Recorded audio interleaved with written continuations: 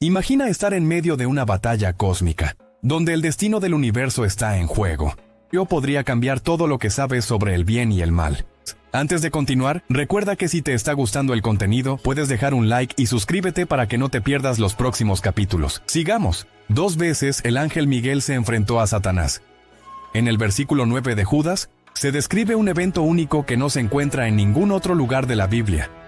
Miguel luchó con Satanás por el cuerpo de Moisés, aunque los detalles de esa confrontación no se especifican en Judas. Sin embargo, el arcángel Miguel, al disputar con el diablo sobre el cuerpo de Moisés, no se atrevió a pronunciar un juicio despectivo, sino que proclamó: «El Señor te reprenda».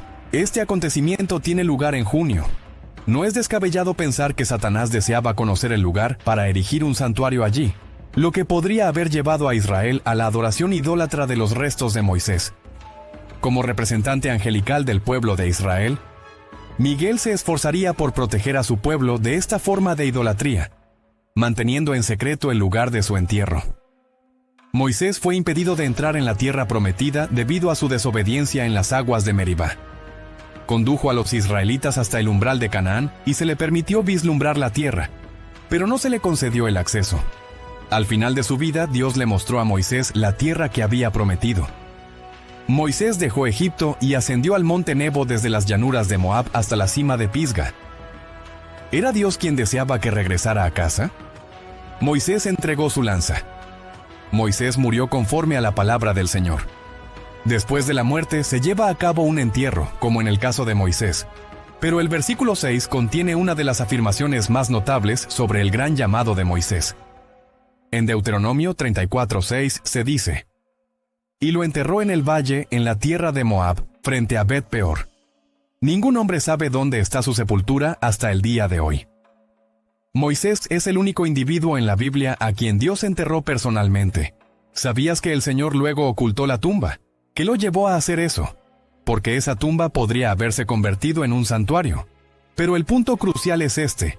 Incluso siendo Miguel un arcángel, no se atrevió a hablar con reproche al que gobierna en el reino de los demonios, dejando todas esas reprensiones a Dios. Miguel, el arcángel, es representado en la Biblia, en los textos de Daniel, Judas y Apocalipsis, como un ángel guerrero que lucha en el combate espiritual. La palabra arcángel significa ángel de rango más alto. La mayoría de los ángeles en la Biblia son descritos como mensajeros, mientras que Miguel es presentado en los 3 libros como un contendiente que resiste o se enfrenta a los espíritus malignos y principados. Miguel, cuyo nombre evoca la pregunta ¿quién es comparable a Dios?, nos es presentado por el profeta Daniel. Miguel se negó a emitir un juicio presuntuoso. En su lugar, simplemente proclamó la reprensión del Señor.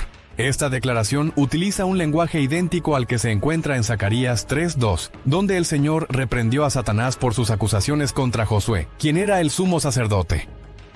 A pesar de poseer una gran autoridad, Miguel continúa mostrando una sumisión total al Señor. Los ángeles justos tienen un rango y son sumisos a la autoridad. Al considerar cuán poderoso es Miguel, la sumisión del arcángel a Dios se vuelve aún más asombrosa y maravillosa.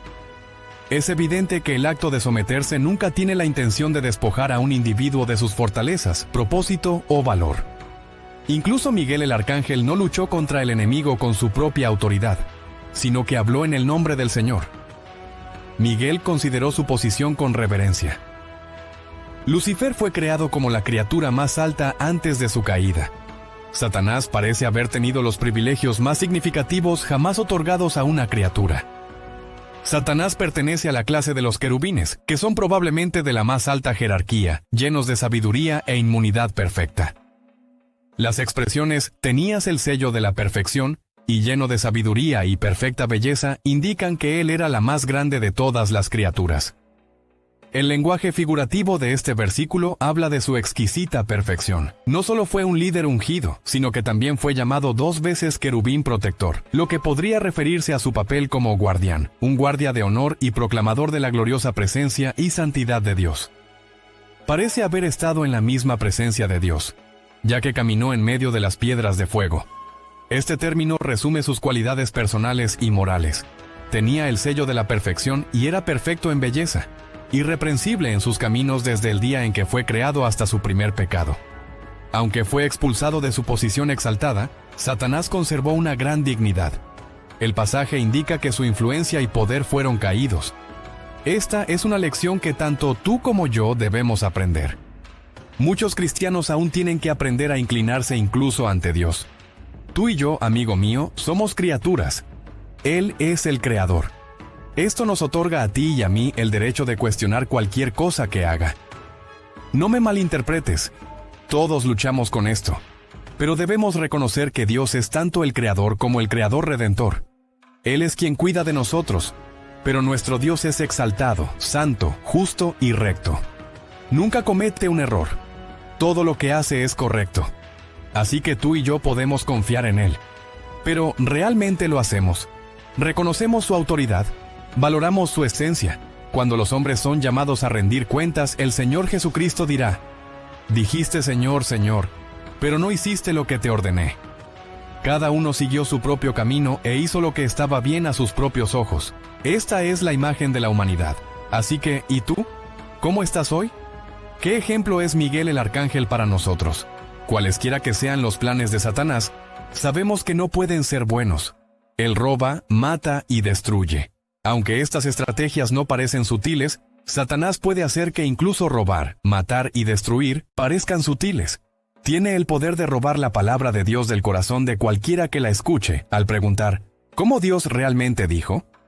Ahora Miguel, según este relato, se levanta en defensa de Moisés y con el celo de un espíritu recto y valiente, le dice a Satanás: «El Señor te reprendió».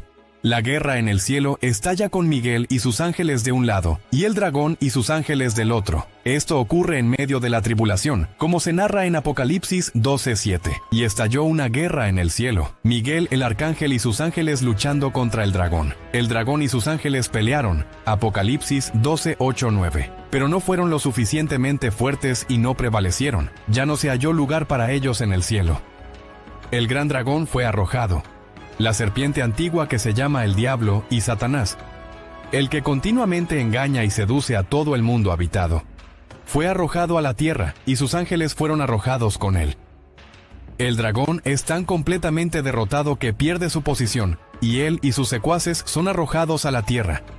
Sin embargo, este no es su destino final. Apocalipsis 20:1-3. Entonces vi a un ángel que descendía del cielo con la llave del abismo y una gran cadena en su mano. Agarró al dragón, la serpiente antigua, que es el diablo y Satanás, y lo ató por 1000 años. Lo arrojó al abismo, lo encerró y lo selló sobre él para que no engañase más a las naciones hasta que se cumplieran 1000 años. Después de estas cosas, debe ser desatado por un poco de tiempo. Apocalipsis 20:10. Y el diablo que los engañaba fue arrojado al lago de fuego y azufre, donde también están la bestia y el falso profeta. Y serán atormentados día y noche por los siglos de los siglos. Nota el informe de Juan sobre él. El gran dragón, esa serpiente de la antigüedad, el diablo, Satanás, el que engaña al mundo entero. Después de esta batalla abortada, Satanás es entonces juzgado y atormentado para siempre, junto con la bestia y el falso profeta, que fueron arrojados al lago de fuego al comienzo de los 1000 años. Apocalipsis 12:10. Entonces oí una gran voz en el cielo que decía: Ahora la salvación y el poder y el reino, el reinado de nuestro Dios y la autoridad de su Cristo han venido, porque el acusador de nuestros hermanos y hermanas creyentes ha sido arrojado al final, quien los acusa y sigue presentando cargos de comportamiento pecaminoso contra ellos, delante de nuestro Dios día y noche. El anuncio continúa. Los creyentes vencieron al maligno por la sangre del Cordero y por la palabra de su testimonio. En fidelidad a él, sellaron su testimonio con su sangre. Apocalipsis 12:11-12. Y ellos lo vencieron y lo conquistaron por la sangre del Cordero y por la palabra de su testimonio. No amaron su vida y renunciaron a su fe, aun cuando se enfrentaron a la muerte. Por lo tanto, regocijaos cielos y los que moráis en ellos. En la presencia de Dios, ay de la tierra y del mar. Porque el diablo ha descendido a vosotros con gran ira, sabiendo que le queda poco tiempo. Los cielos pueden regocijarse por la partida del dragón, pero es una noticia terrible para la tierra y el mar. El diablo sabe que su tiempo es seguro y ha decidido derramar su indignación lo más ampliamente posible. Satanás no está actualmente en el infierno, aunque ciertamente se dirige allí. La forma principal en que Satanás ataca al pueblo de Dios es a través de la blasfemia. Él es el acusador de nuestros hermanos. Aún así, los creyentes tienen un abogado divino delante de Dios llamado Jesucristo. 1 Juan 2:1. Hijitos míos, estas cosas os escribo para que no pequéis. Y si alguno peca, abogado tenemos para con el Padre, Jesucristo el justo. Satanás, el adversario, puede buscar erradicar al pueblo de Dios, pero Jesucristo es el buen pastor. Juan 10:11. Yo soy el buen pastor. El buen pastor da su vida por las ovejas. Juan 10:14. Yo soy el buen pastor y conozco a los míos, y los míos me conocen a mí. Juan nos presenta una estrategia sencilla que los creyentes a lo largo de los siglos han utilizado para superar los ataques de Satanás. Un plan triple contra los asaltos del diablo.